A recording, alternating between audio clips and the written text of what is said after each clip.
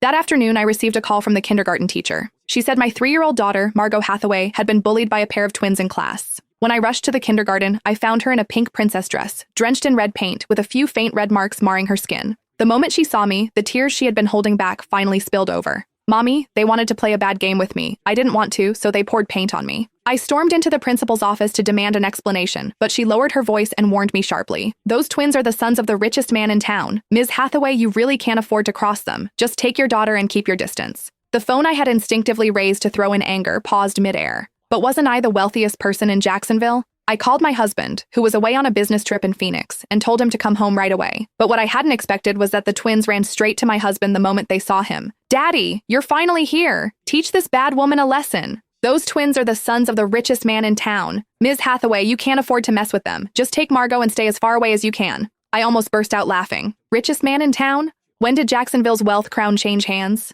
Just because I'd hidden my assets after my parents died didn't mean I'd disappeared. I looked down at Margot trembling in my arms, and it felt like knives were carving into my heart. "Principal, I believe you're mistaken." I gently patted my daughter's back, my voice calm, almost too calm. "The richest person in Jacksonville doesn't have the last name Stewart." The principal paused, then gave me a look full of false sympathy. "Ms. Hathaway, perhaps you don't realize Ms. Stewart is currently the most powerful person in Jacksonville. Even this kindergarten has investments from her husband. You really can't afford to offend her. In any case, I suggest you transfer Margot to another school. It'll be better for everyone." I lowered my head and gently kissed the crown of my daughter's head. "Margot, tell Mommy why those 2 children bullied you." Through trembling sobs, she whimpered, "Zion and Orion said they wanted to see what color my panties were. I wouldn't let them, so they said I had to be punished. A 3-year-old child tied to a tree and splattered with paint just for that? And the principal still dared to ask me to let it go. I want to see their guardians," I said coldly, eyes fixed on her. "Now, immediately." The principal tried to stall, but I had already pulled out my phone and made the call.